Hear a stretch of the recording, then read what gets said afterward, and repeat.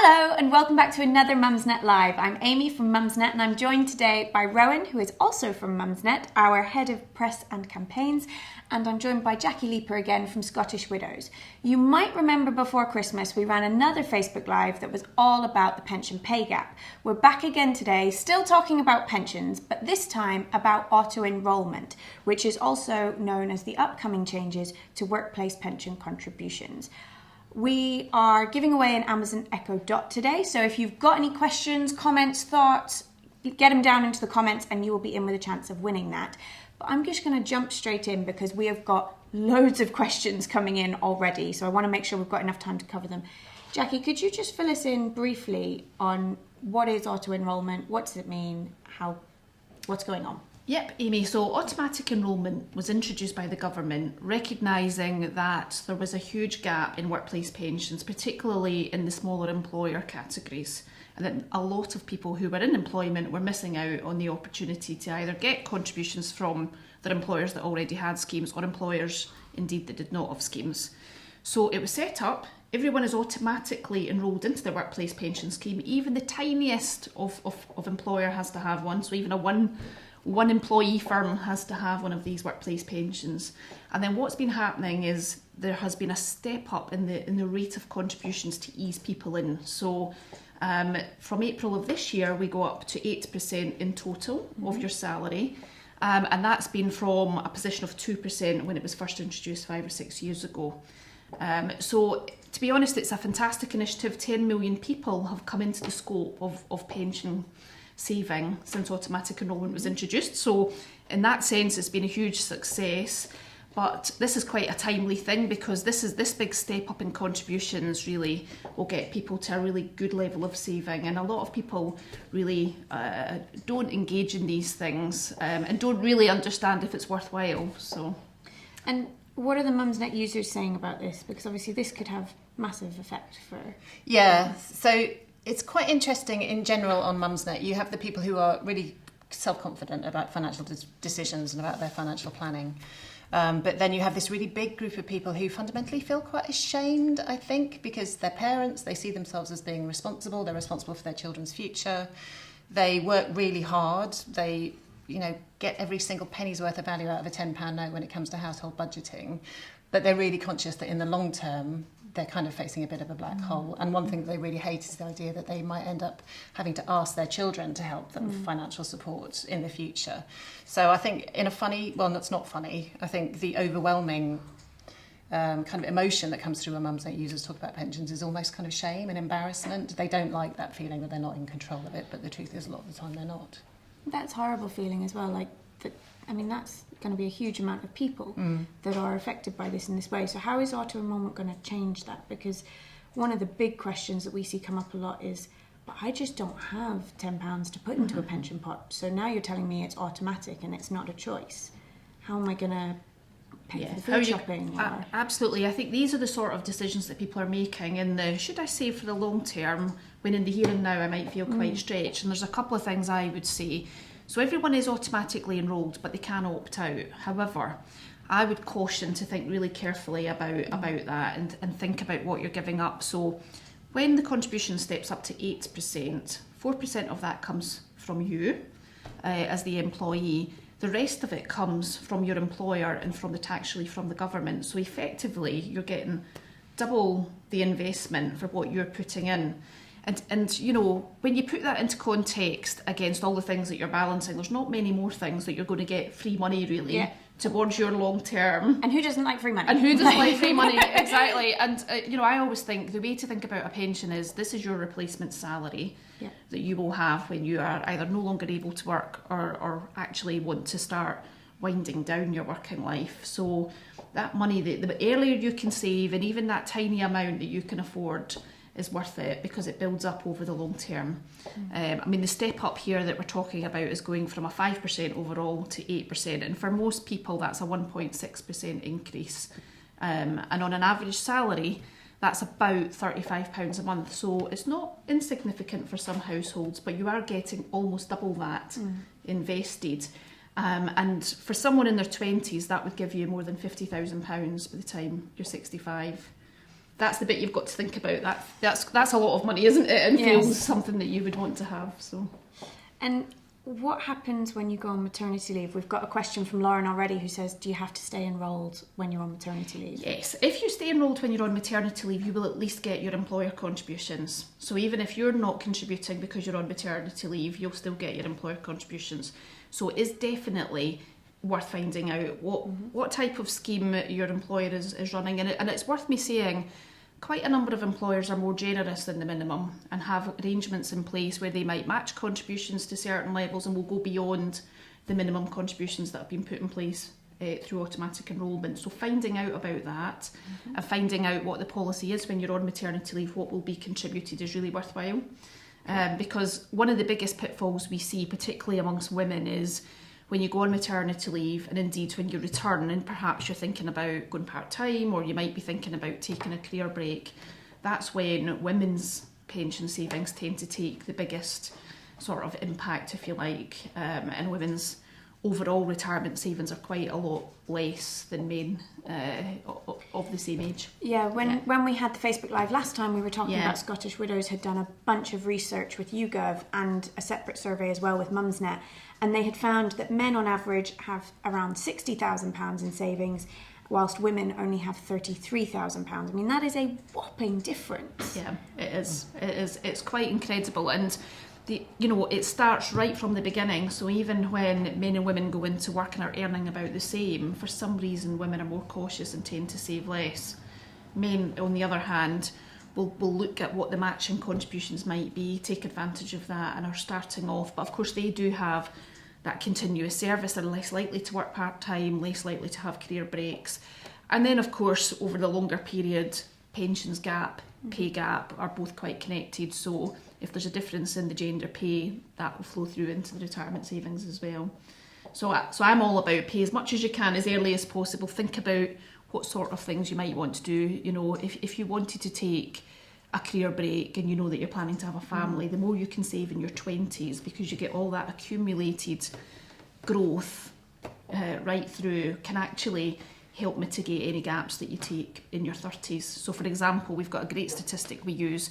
A 2% extra contribution throughout your 20s can give you a 6-year career break in your 30s and get you to the same position. Wish I'd known that before I turned 30. You're a bit late for me, Jackie. Come on. Hopefully these other Mumsnet people will. What are our users sort of thinking and feeling about this at the moment? It's this really interesting point about the gender gap in pensions and savings, which obviously, as Jackie was saying, is partly caused by the gender pay gap and by the fact that it tends to be women who take on those unpaid caring roles. But there's also, I think, there's a distinction that's borne out in both in Scottish Widows research and in conversations on Mumsnet, which is that women, even if they are in a position to save something, tend to be more risk averse. And I think this goes across the piece with women and men. It's a vast generalisation. I'm sure there'll be people out there for whom it's not true. But quite often in households, it will be the woman who takes charge of the day-to-day management. So she'll be looking at the current account, at the fixed costs. She might well be the one who's looking to save money on the utility bill. But it will tend to be, and when you've got a sort of a double adult male-female couple in a household, it will tend to be the man who's thinking about long-term investments and is prepared to take a bit more risk, which of course can mean you get higher rewards.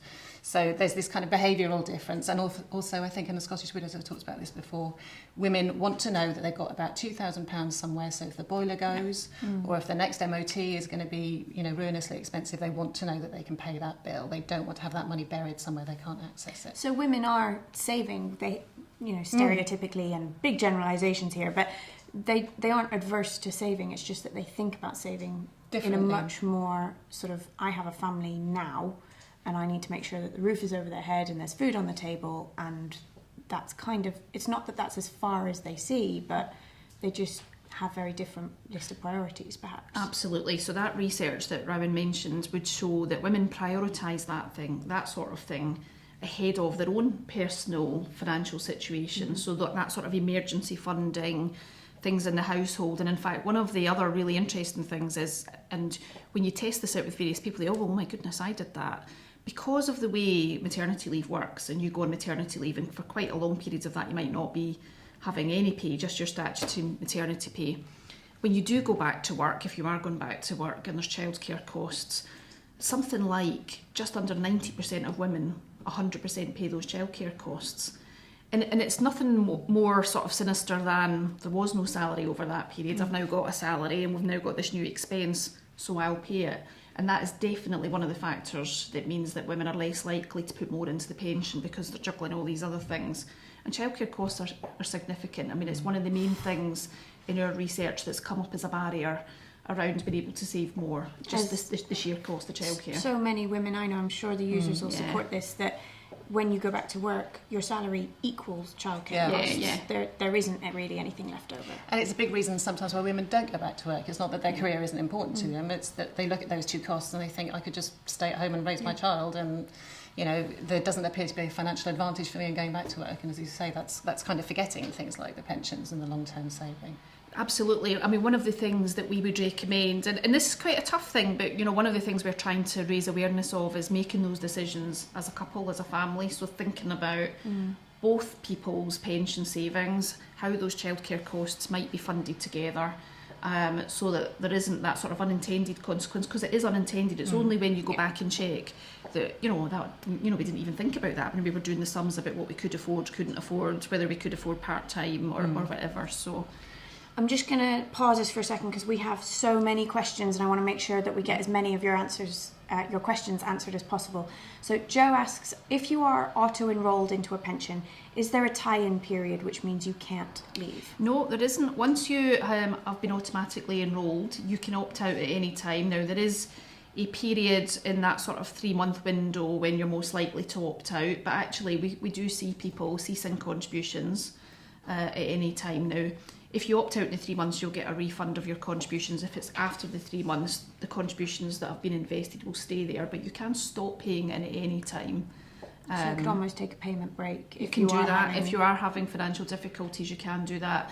And then one of the other things that happens, if you have opted out and you now think, perhaps I should revisit that, or I think I can now afford it, you can opt back in at any time, but also your employer is obliged every 3 years to opt everybody back in again. So there's a government piece that says people might have forgotten about all of this. So everyone that's opted out gets opted back in every 3 years. And every employer's got a different anniversary of when that is. So, but every employer has to adhere to these rules. They have to do that. There's quite strict regulations for employers around this to really safeguard employees. Cool. Karen asks, when can you actually draw on the pension? What if you finish work before state pension age? So the government changed legislation back in 2015, and for the majority of workplace pension schemes, particularly all these ones that are automatically enrolled, you can start receiving benefits from age 55. And it's quite flexible now about how you receive those benefits. So depending on how much you've saved, what else you might have, what other savings, assets, you can either take a sort of flexible income, you can convert the fund that you've built up into what is called a sort of lifetime income, or an annuity is the sort of jargon word for it. Or you can indeed, if it's quite a small amount, you can fully encash. There are some tax implications of some of those decisions, but it's quite flexible. So age 55 is the magic age, and a lot of people generally are starting to make much more specific planning about what retirement might look like from about 55. So we see a lot of engagement around that age now from our customers. Great. And Claire says, surely auto-enrolment means everyone will be sorted for old age. Are there any negatives?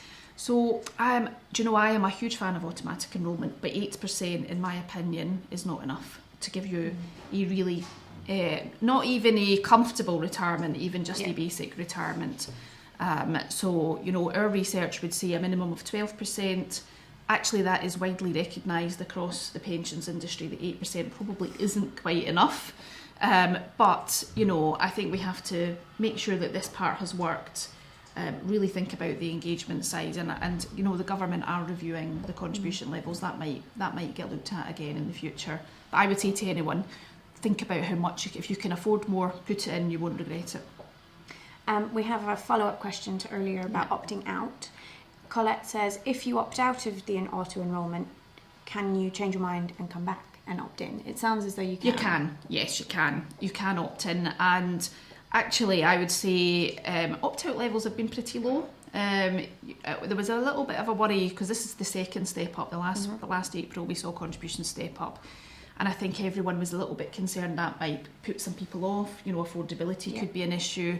but actually opt-out levels remains pretty static. So we see about between 6 to 10% of people opting out. It varies by sector, by age demographic, but that is a lot lower than we expected when it was first proposed and put in place. And are you seeing more women opt out than men? We are seeing more women opt out than men. So Come on, ladies! Exactly, that is, which is alarming. And the other thing we see in an area that we've been lobbying is there are more women that fall outside of the thresholds for automatic enrolment. And what is that? So the thresholds are you must be earning £10,000 or more, and you must be aged over 22 or more. And it's the earnings threshold in particular that's an issue for women who might work part-time and might have several jobs, because it's looked at on an employment by employment basis. So if you had 3 jobs and they were all £8,000, you wouldn't qualify. So how can you get around that? Because, I mean, we see on the boards all the time, Yes. women do often have part-time jobs. So one thing that I think isn't that well understood is you can still opt in and your employer will contribute, but you have to opt in, you won't automatically It's just be not enrolled. automatic, Yes. right? And what does that mean for people who are self-employed, for example? Obviously, they won't have auto-enrolment. They won't have automatic enrolment, and therefore they have to think about putting in place their own provision for retirement. That is a huge area, I think, where people probably are fairly underinvested in, and it is an area the government is looking at. So I think if you're self-employed, have a think about what are you putting in place. You can still take out your own pension, you can still save towards that yourself, you can still qualify for tax relief, but you would have to go away and arrange that. We'll have to have yourself. you back, and we can talk about that whole other area another time. Yeah. We've only got 6 minutes left, so if you do have any more questions, get them in quick. Don't forget, anyone who comments is getting put into a draw for an Amazon Echo Dot. Laura asks, do you think the contribution levels will continue to go up? It's a good question. I'm a bit biased because I would love them to go up because I think it's been successful, and I think if it's done gradually, I don't think you miss it. You just budget in the way that you do for a lot of your other bills. So I would like to see it go up because I don't think 8% is enough. I think there's still a bit of a concern around let's get through this next phase, see how the 8% lands, and then and there's some other things around reviewing some of those thresholds I mentioned. So there's definitely some work being done to say how could we improve it further and how do we bring more people into scope. Good. And Tracy says, if you want to increase, do you go directly to your workforce or do you go through the pension provider? I would start with your employer. It's a great question. I would start with your employer first, but you could actually do either. One will either direct you to the other or be able to facilitate it for you. A lot of the big employer firms run it through payroll, and therefore they expect to be notified and will just make it all work for the individual, but equally the provider can help support that and will link back with the employer. Cool. 3 minutes, and I'm just going to try and whiz through as many as I can. Joe says, can you transfer your auto-enrolment pension to a private pension? Absolutely. In the vast majority of cases, this is something you need to check the rules with your provider on the rules on transferring in an old pension or, in fact, moving the money that you've accrued. The majority of providers now, the schemes that have been set up, are very portable. I mean, probably the most popular thing we see from people is sweeping up old pensions that they've got from previous employments. People move jobs much more frequently than they did a long time ago. And actually people lose track of some of those pension pots. The government do a great finder service. If you go onto the government website on pensions. Do you have a pen? Yes. There is a way that you can trace old pensions if you think you have some and you don't know where they are.